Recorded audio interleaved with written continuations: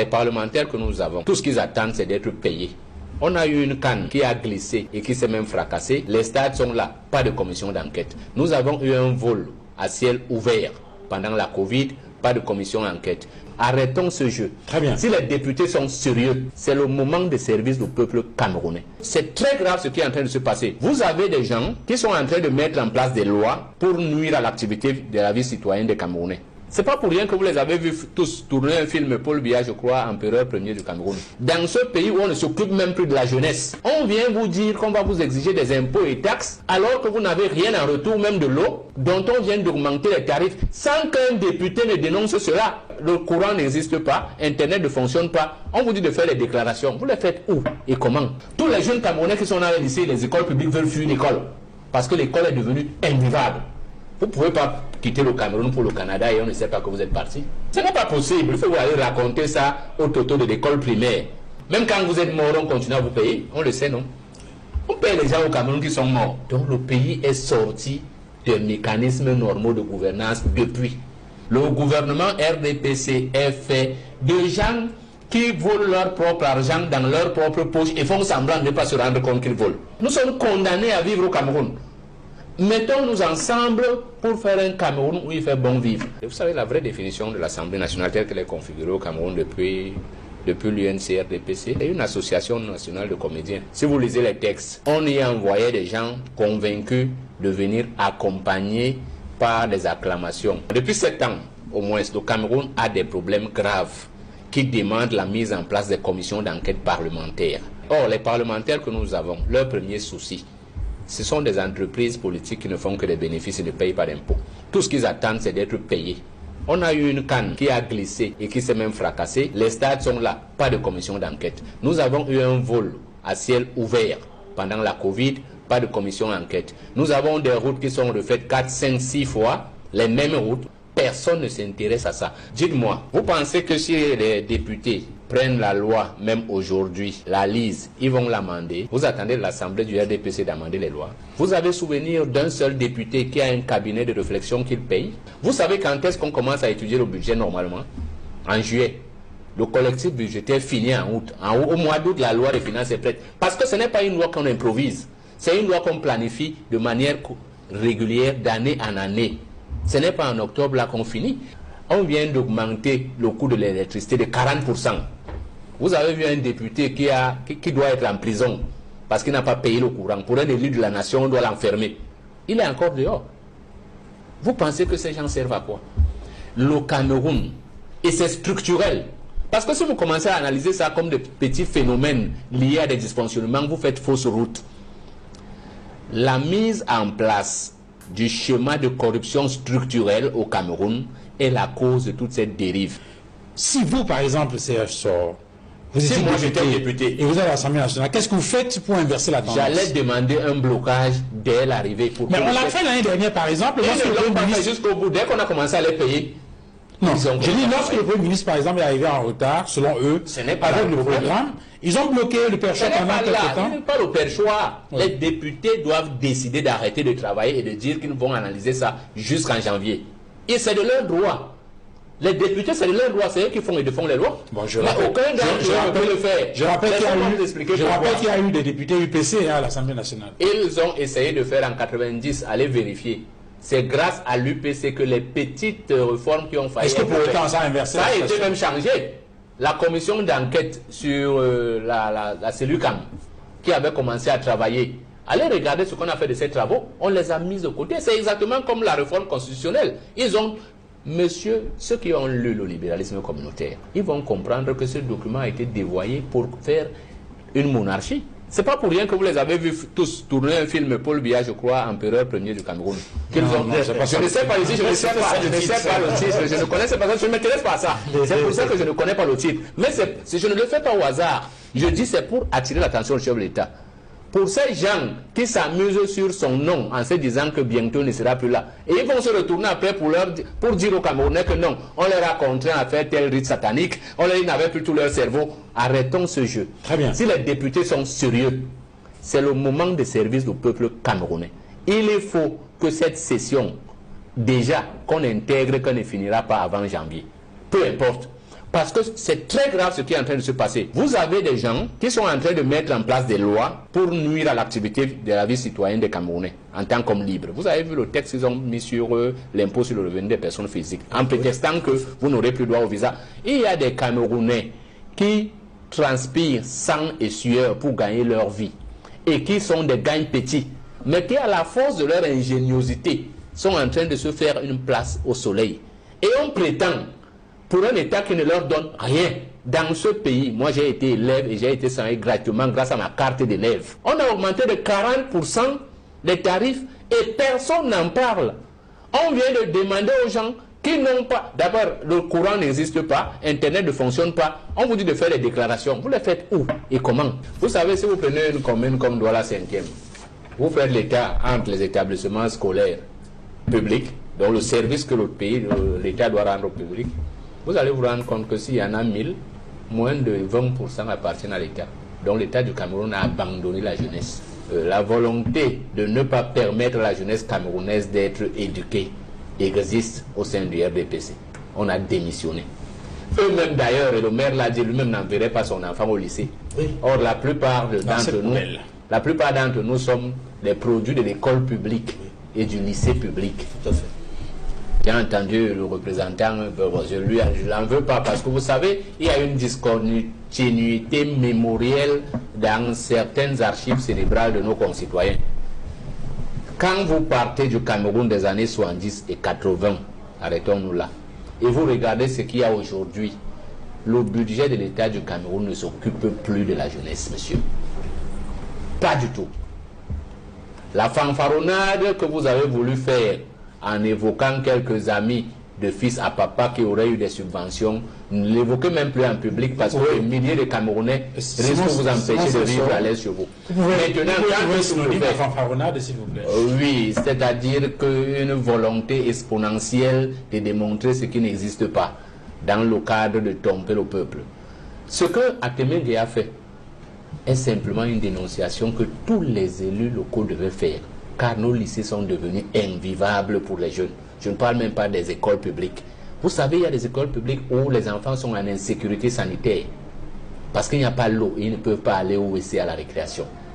Et les maires vivent ça au motif qu'il y aurait le budget. J'ai entendu le préfet dire qu'on aurait envoyé 500 millions à la région. Si vous prenez la région, 500 millions, vous divisez par le nombre de mairies, vous sentez que c'est même un piège. Le maire a fait ses dénonciations. Il y a un ministre qui s'en occupe.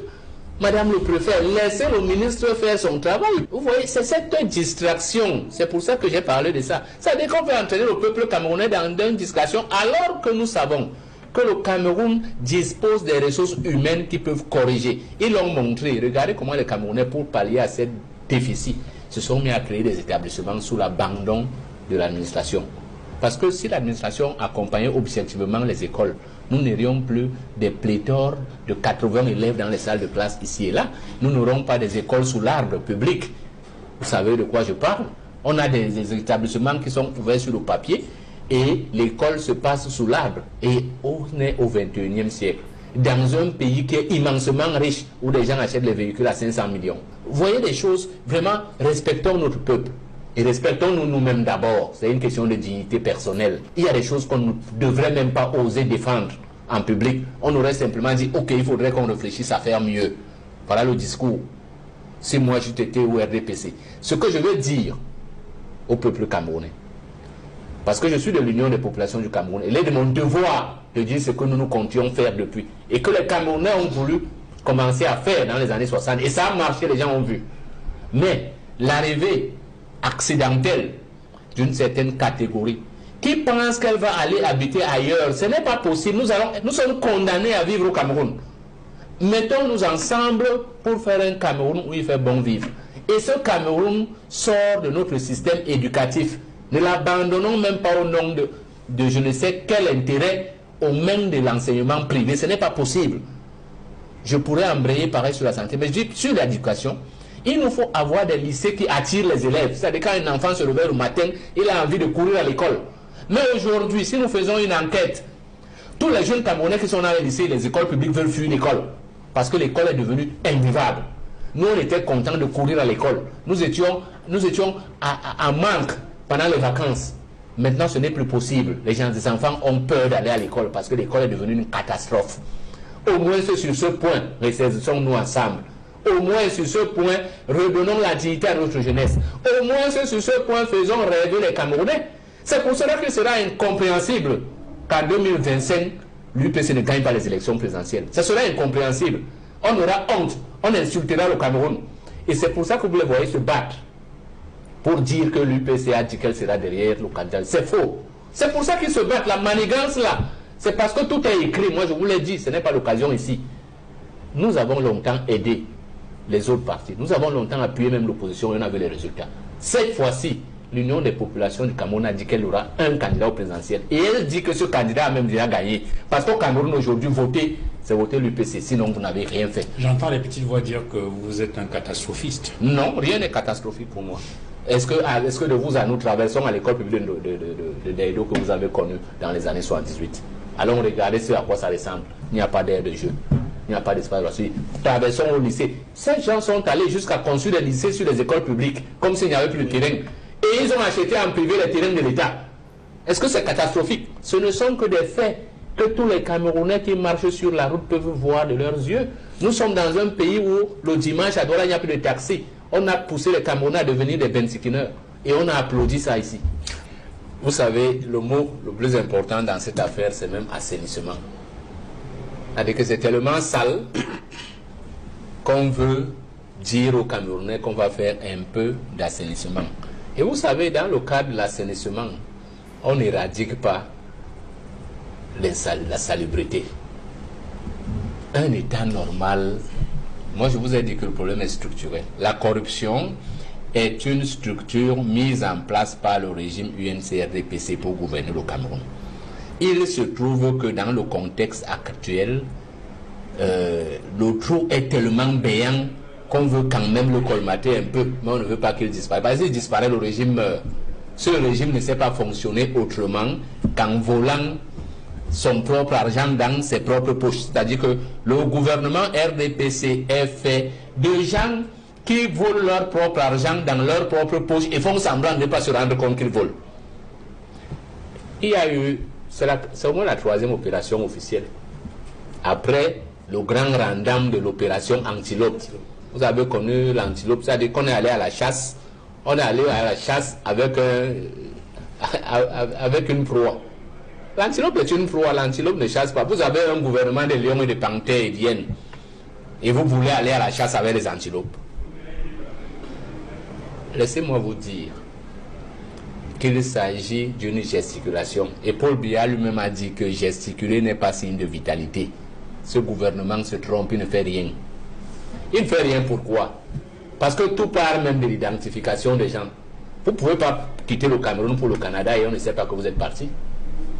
Ce n'est pas possible. Il faut aller raconter ça au toto de l'école primaire. Je dis bien pas aux enfants de l'école primaire. Les enfants de l'école primaire vont comprendre, ils vont vous dire, monsieur, vous ne dites pas la vérité. Ils ne vont pas vous insulter en disant que vous mentez. Ils vont vous dire que ce que vous dites, cher aîné, semble ne pas être juste. Vous ne faites rien là. Alors, prenons le cas, ces gars, on dit qu'ils ont volé 30 milliards. Bon, on peut quand même leur demander de rembourser si on est honnête, puisqu'on les connaît. Ces gars, on dit que certains sont partis du Cameroun. Quand tu veux partir du Cameroun, tu demandes un visa, on te le donne et on te dit tu as 1 mois. Quand tu n'arrives pas à la fin du mois, c'est que tu n'es plus là. Et la procédure veut qu'on t'adresse une demande d'explication. Tu ne viens pas. Après, on te traduit au conseil de je sais quoi. Tu ne viens pas. Si on part même regarder, quand l'État du Cameroun aurait les procès dans cette affaire, vous allez vous rendre compte qu'on a même plus certains en sachant qu'ils vont faire un procès, qu'ils vont gagner contre l'État du Cameroun. L'État du Cameroun va encore payer de l'argent. Quand vous allez bien regarder, parce que ce n'est pas comme ça que ça se passe. Si on voudrait vraiment combattre cette affaire, l'administration, aujourd'hui, on a l'ère du numérique. Vous trouvez des gens qui ont pris fonction et qui attendent d'abord 1 an pour être payés. Ça veut dire que le mal commence même à l'entrée. Si c'est si compliqué d'être payé quand on vous a fait, ça veut dire que ça va devenir incapable de savoir même si vous êtes là ou pas. Si on n'arrive pas à savoir quand vous avez commencé à être payé. Donc, du coup, dès que vous êtes payé et qu'on n'a même plus le temps de vérifier, même quand vous êtes mort, on continue à vous payer. On le sait, non? On paye les gens au Cameroun qui sont morts. Comment quelqu'un peut avoir obtenu un acte de décès et ce n'est pas centralisé? Donc, le pays est sorti. Le problème est clair. Le problème dans ce pays est clair. C'est que à cet âge-là, qu'est-ce qu'ils vont faire? Les parlementaires, les sénateurs, les députés, même, bon, disons, laissons un peu les députés, laissons d'écouter les députés. Parlons des parlementaires, parlons du président de l'Assemblée, parlons de ces gens-là. Ils travaillent quoi à cet âge-là? Même le président lui-même, il va travailler quoi à cet âge? Vous-même, je suis sûr que vous avez peut-être eu des parents ou des grands-parents qui ont été à cet âge et qui ne parvenaient pas à se rappeler même de certaines choses. On a tous vu le président de l'Assemblée générale, je vais dire l'Assemblée nationale, l'honorable Kavaye Djibri. Comment sa façon de parler, on sent qu'il est fatigué, il est tellement épuisé et tout ce qu'il lui faut, c'est un repos. Mais il multiplie les mandats, il multiplie les mandats, il multiplie les mandats. À cet âge-là, ils vont travailler quoi? Ils vont vraiment travailler quoi? Donc, dans tout ça, c'est l'incompétence complète. C'est parce qu'ils sont incompétents que le Cameroun est à ce niveau ou à ce stade aussi. C'est parce qu'ils sont totalement incompétents. C'est parce qu'ils sont totalement incompétents. Ils ont été très compétents. Dans le temps, ils étaient très compétents. Quand ils avaient encore de l'énergie, ils étaient encore très jeunes pour gérer ces postes-là. Mais là maintenant, c'est déjà foutu. Là maintenant, ils remplissent seulement les formalités. Ils sont là seulement pour porter le titre de président de l'Assemblée générale, président de, je ne sais pas, du Sénat, président de la République. Tout ça, c'est juste des titres qu'on les donne. Restez là-bas, faites en sorte que, bon, si c'est le président qui doit rester au pouvoir, qui reste là-bas, parce que par vous, on doit avoir peut-être tel nombre de votes. C'est tout. C'est tout. Mais sinon, ces gens qui sont encore en poste là, eux-mêmes, ils ne souhaitent pas être là parce qu'à un moment, ça devient fatigant. La pression de dire que viens signer tel document, la pression de dire que non, tu dois te déplacer pour aller faire telle réunion. Ils sont fatigués, même s'asseoir dans la voiture seulement, ça fatigue. Ça fatigue beaucoup. Donc, ils ne sont pas là parce qu'ils veulent être. Ils sont là parce qu'ils sont obligés d'y être. Ils sont obligés d'y être. Et l'incompétence, ça ne fait que multiplier. Ça ne fait que se multiplier dans ce pays. Ça ne fait que se multiplier parce qu'au fur et à mesure que le temps passe, les gens qui étaient même encore jeunes vieillissent et rejoignent les gens qui sont déjà vieux. Et c'est comme ça que tu pars dans le bureau pour signer un document, quelqu'un va prendre la main, commencer à faire comme s'il lisait, les yeux, il n'y a même plus. Tu ne vois plus, mais tu dois lire le document avant de signer. Tu prends le temps pour signer un petit document d'une seule page. Tu vas prendre 30 minutes pour lire et mettre peut-être la signature avec le cachet. Donc tout ça, ça n'aide personne. C'est pour ça que tu ne peux pas quitter d'un bureau en disant que non, je vais prendre une pause de peut-être 5 minutes ou 10 minutes pour aller signer, pour aller faire signer rapidement un document. C'est impossible au Cameroun. C'est impossible. Tu vas arriver, on va te dire qu'il n'est pas là. Tu vas attendre. Après quelques heures, tu reviens, on te dit qu'il n'est pas encore là, mais il arrive. Il arrive, on te dit que non, il ne reçoit pas maintenant. Tu attends. Après, on te dit que non, on revient seulement demain. Il est fatigué. Bref, les choses de ce pays, non, c'est trop. Si on t'explique vraiment ce pays et que tu comprends, c'est que tu as school à NASA.